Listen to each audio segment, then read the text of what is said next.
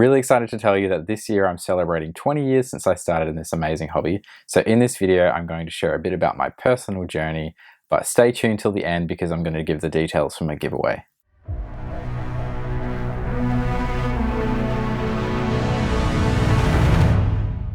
Hey everyone, Aiden here. Thanks so much for checking out the Fenrir Miniatures channel. So 2003 is where it all began. Some friends of mine from school got into it before I did, so I saw some of their models and heard about it through them.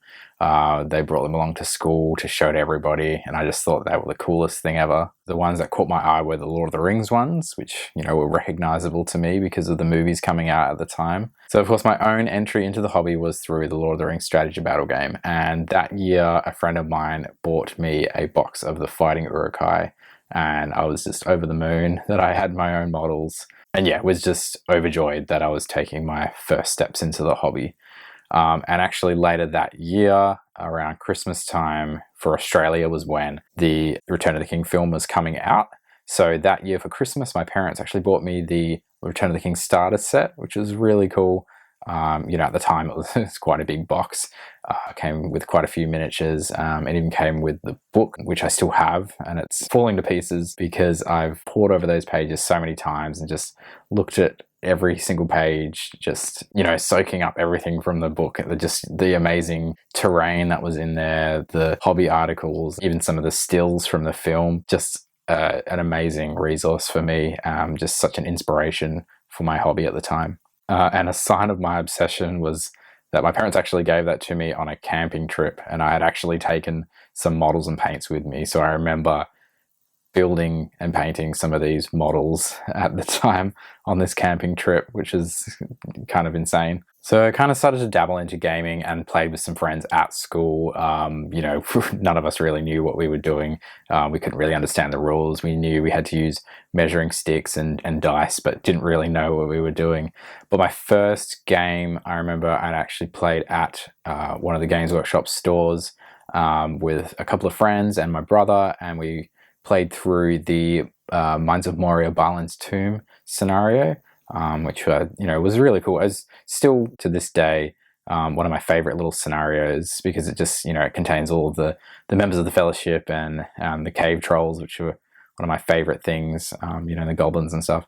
And I just thought it was so cool that we could play out this scene from the movie and just, you know, relive those moments in the film. And of course, in those formative years of joining the hobby, I butterflied around a lot and experimented with all sorts of things, and you know, did a lot of painting because I kind of came from a background of you know, being really interested in art and creative things, and spent a lot of time sketching and drawing and painting, and you know, this was just an amazing other form of art that I just, you know, just dived straight into and really loved. So I collected up a lot of Lord of the Rings stuff, but obviously through White Dwarf and at the Games Workshop stores and stuff, I would see 40k and Warhammer Fantasy, and, you know, had a really keen interest in those things, but I thought that they were sort of like the big kid games. You know, they were probably a little bit more expensive than the Lord of the Rings miniatures, so I kind of held off on that stuff. When I did eventually get into 40k, the first box that I got was the Imperial Guard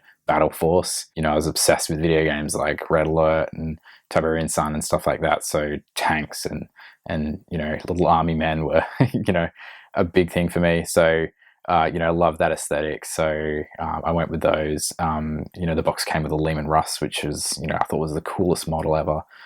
So yeah, just built those up and painted them and had a great time with that. And then Warhammer Fantasy came a bit later. I remember, you know, getting into the other games with some friends and looking at Warhammer Fantasy, but really feeling like that was really like the big kids game. You know, you needed huge armies to be able to play games, so it was a big, you know, financial investment. So I felt that, you know, I should probably have my own income.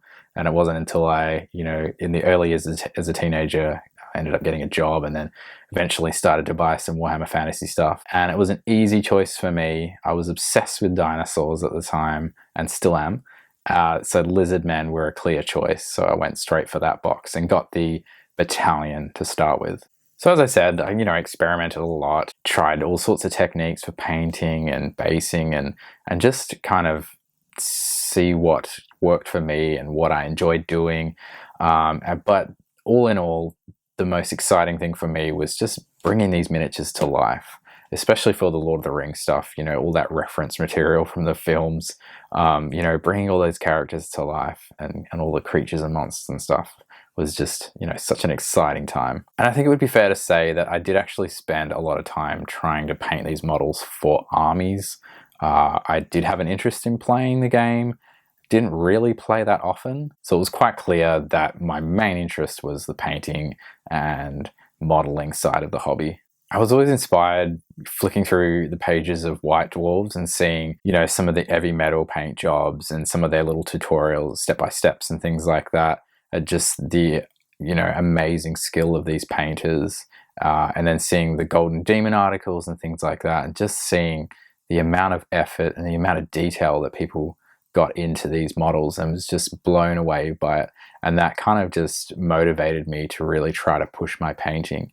And I do wish that I'd kind of realized that a bit sooner, and spent a little bit less time sort of trying to paint models for armies and things like that, and really just try to focus in on, you know, 1 or 2 models or whatever, and just really push my painting and really push my technique and try to sort of push towards display painting a bit earlier. So I think I kind of always dreamed of trying to enter a competition, because I was just amazed by what people could produce looking at these pictures in White Dwarf, and seeing some other painters locally who were just a lot more experienced and a lot more skilled than I was, and just kind of dreaming of being able to paint like them. But it wasn't until around 2009, 2010 that I started to kind of seriously enter competitions. I guess I sort of felt like I wasn't good enough to do it. I hadn't really kind of worked out my style or, you know, kind of honed my techniques or anything. But eventually I just thought, you know, let's give it a go. Let's see what I can do with this. And it was cool to enter the comps, even just to see what other people had done, you know, just be able to see their models close up. And that was a great motivator, and kind of just pushed me to really build a little bit more confidence in myself, you know, to try and use those people as an example of what to strive for. So as I said, 2009, 2010, I think it was, back when Golden Demon was in Australia. So I actually entered that, and you could enter through your local store, and then it would go through a series of sort of rounds, and if yours was good enough, it would actually be sent over to Sydney, where the Games Day event was. So this was all sort of done in the lead up to that. And just to paint a bit of a picture for you, I'm in Western Australia, which is on the complete opposite side of the country to Sydney. So, you know, being a teenager, I didn't think, you know, I would be traveling over there, but I was like, you know, let's just enter and see where I get. And, you know, if nothing, you know, it was fun to enter, and just kind of push myself and paint a model that I could be proud of. And I'm probably getting all the dates wrong, but it was either 2010 or 2011 that I did actually get a model sent over there. So that was really cool. And yeah, that was a real boost to my confidence as a painter. And then I did actually enter in 2012, I think, but that was actually the final year of Golden Demon Australia, which was a bit sad. And, you know, hopefully one day it comes back, which would be really cool. So a couple of years later, in 2014, was when I started doing commission painting. So that was the birth of Fenrir Miniatures, which means that next year marks 10 years since I started that. So I might just have to do another giveaway. But I will go into my commission painting backstory a bit more in depth in a separate video, rather than just tacking it onto this one. But I will say that it was one of the best decisions I've made in my hobby journey, because I've grown so much as a hobbyist, and as a human being, running my own business, and, you know, just meeting a lot of people in the community and making, you know, new friends and new connections. And yeah, it's just been great. And I will say that since I started that, I've just noticed my skills grow so much, you know, just through repetition and practice, and, you know, working on a bunch of models that I wouldn't normally have worked on. And I think it's given me a lot more confidence going into competitions, which I, you know, was very motivated to keep doing. And I've mainly been entering local comps, mostly Best in the West, which is a Western Australian competition that's run by the Warhammer stores here. And I started winning awards through that, winning Best of Show, which, you know, just really showed to me how much I'd grown.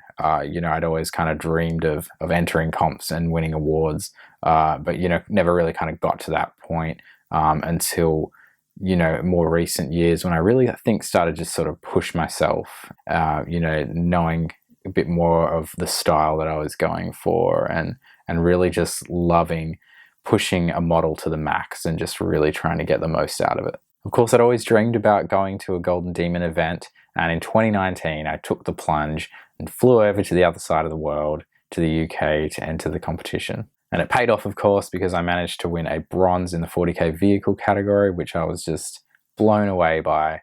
Couldn't believe it. And it was just a great boost to my confidence as a painter. The whole experience at Warhammer Fest was amazing. Big shout out to my friend Dean, who was basically my tour guide over there and introduced me to so many cool people from the design studio who are a massive inspiration to me. So it was an amazing experience, and I'm so glad that I did it. In an upcoming video, I want to do a deep dive into looking at some of those competition models from the past and do a little bit of a self-critique, looking at the paint job, you know, why I did some of the things that I did, some of the things that I could have done a bit differently, but just do a little bit of a self-reflection on those models. My hopes are that through doing a bit of a self-analysis on those models, that it might help some people with some pointers for how to paint their own. But while we're on the topic of models from the past, do you remember the Return of the King set that I mentioned? Well, I still have one of those models, and this paint job dates back to 2003, 2004. So early years for me, and I've held on to it, and it's the longest surviving model that I've got. I don't know if I really have that many others laying around, but for some reason I held on to this one. And early this year I decided that with 20 years past, maybe it was time to do a bit of a glow up. Yes, I stayed true to the original color scheme out of respect to my younger self, but sort of brought it in line with my current skills and changed aspects of the color scheme a little bit just to kind of make it work a bit better, and also gave him a cool base. This is a cool exercise for me to do just to sort of remind myself of how far I've come with all the practice that's gone into it, and sort of not taking for granted those moments from the past and sort of respecting the journey. And I hope that this can be an inspiration to any of you watching, though I hope it doesn't take you 20 years to get to this point. So of course, I would love if the content on my channel would be able to help you on your own hobby journey. So please check out some of my older video tutorials here on YouTube and leave a comment if you have any questions on any of those. I would love for some of my future content to be very beginner friendly, basically stuff that I would have liked to have known earlier on in my own journey. And please always feel free to send me a message on Instagram or Facebook if you have any hobby related questions, and I'd love to try and help you out. All right, thank you so much for sitting through all that. So now it's come to the moment that you've all been waiting for, the giveaway. I'm primarily running this through Instagram, so you'll have to enter there. But if you are subscribed to my YouTube channel, you will get an extra entry into the comp. So up for grabs for 2 lucky people are these models. So I've had these for a while, and honestly, I'm probably never going to get around to painting them, maybe in another 20 years from now. So I thought that I would do a little giveaway to celebrate 20 years and to give back to this amazing community that's given so much to me. So as I said, this is up for grabs for 2 people. If you want to enter, please head over to my Instagram page. The link will be in the description below, and there'll be all the usual prompts on the post over on Instagram. But as I said, if you are subscribed over here on YouTube, you will get an extra entry into the comp. All that I ask is that you leave a comment down below of your Instagram handle so that I can link it to you so I know who you are, so I can give you that extra entry. I'd also love to hear your story as well. So if you feel like commenting that below, let us know, how long have you been painting for? What were your first models? What inspires you about the hobby? And what's inspiring you to keep going? Thanks so much for watching and checking out the Fenrir Miniatures channel. Please like this video and subscribe, turn on notifications so you don't miss out on my future videos. And remember, jump over to Instagram if you want to enter into the giveaway. And I will see you next time. Thanks so much. Bye.